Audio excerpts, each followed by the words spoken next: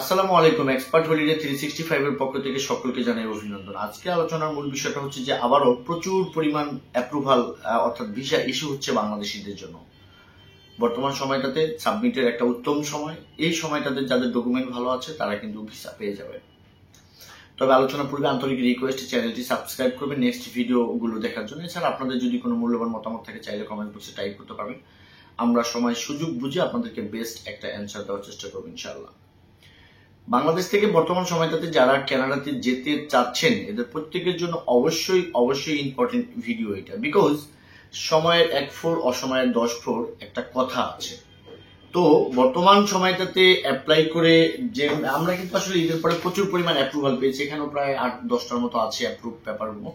তো যেগুলো আমি বেসিক্যালি দেখানো বা এগুলাকে গাওয়াগাই করা বা এগুলাকে আপনার বলা আমার কাছে খুব বেশি পছন্দ না, বিদায় কিন্তু আমি আসলে অন্য ইউটিউবার বা অন্য ট্রাভেলের মতো অতটা করতে আমি চাই না, বা এটা প্রচারণার কিছু নেই। কারণ আমাদের কাজ যাদের ভিসা হয় তাদের মাধ্যমে কাজ করতে করতেই তো আমাদের সময় চলে যায়।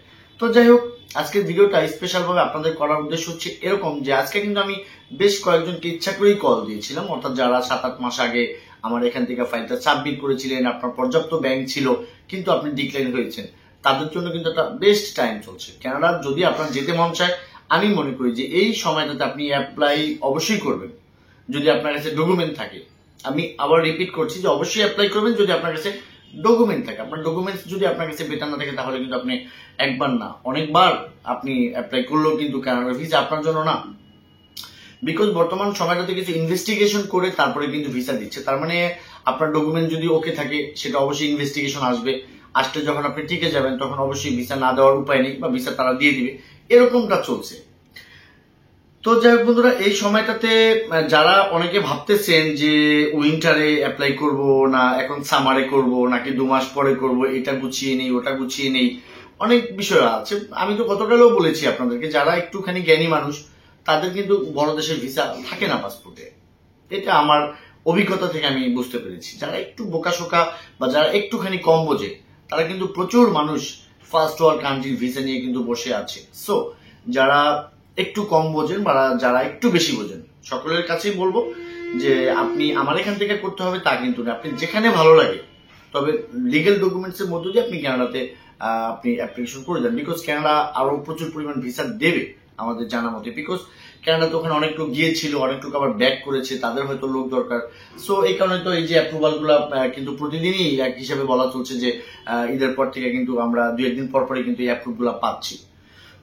আর এদের যে সাক্ষাৎকার গুলো আছে এটা আমি খুব শীঘ্রই, তারা যখন ফ্লাইট করে চলে যাবে কানাডাতে তখন কিন্তু আমি এটা পাবলিশ করব। এটা একটা হাইটের ব্যাপার আছে। তারপরে গতকাল কিন্তু আমি 5টা ভিসা দেখেছি ইউসিআই নাম্বারটাকে আপনার ঢেকে।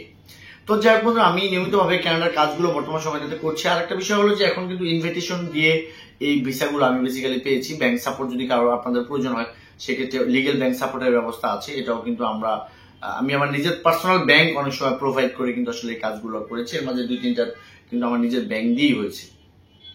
তো যাই হোক বন্ধুরা, আমরা এই রিলেটেড যদি আপনাদের কোনো কিছু জানার ইচ্ছা থেকে স্ক্রিনে দেওয়ার নাম্বারে চাইলে অন দা কলে কথা বলতে পারেন। আর যদি কারো একান্ত ভালো ফাইল থাকে তাহলে আমার সাথে কানেক্ট হতে পারেন।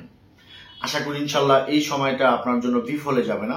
যদি কানাডা যাওয়ার ইচ্ছা থাকে তা আমি বলবো যে এই সময়টা অ্যাপ্লাই করার একটা বেস্ট টাইম যাচ্ছে। এর চাইতে আরো বেস্ট টাইম আসতেও পারে নাও আসতে পারে, সেটা কিন্তু আসলে অ্যাকচুয়ালি বলা যাবে না। তবে এই স্রোতের বিপরীতে না গিয়ে স্রোতের যেদিকে যাচ্ছে এদিকে যাওয়াটাই আমার কাছে মনে হয় শ্রেয়। তো যাই হোক বন্ধুরা, যদি কথার অর্থগুলো বুঝে থাকেন তো অবশ্যই ধন্যবাদ। আর আমার এই কথার মধ্য দিয়ে যদি আপনারা উপকৃত হন তাতেও কিন্তু আমি উপকৃত থাকবো বা আমার কাছে ভালো লাগবে। তো এটাই হচ্ছে আপনাদের প্রতি ভিডিওতে আমার বলা শেষ কথা। তো যারা অ্যাকচুয়ালি কাজ করতে চাইবেন আমাদের সাথে, ডেসক্রিপশন বক্সে কিন্তু অ্যাড্রেসটা দেওয়া আছে। চাইলে আমি 12টার পর থেকে সন্ধ্যা 7টা অবধি প্রতিদিন অফিসে থেকে চাইলে চলে আসতে পারেন আমাদের অফিসে, একসাথে বসে আপনার সাথে গল্প করতে পারবো অ্যান্ড দেন আপনার প্রোফাইল দেখে আপনাকে একটা অ্যাডভাইস করতে পারবো। সকলে ভালো থাকবেন, আল্লাহ হাফেজ।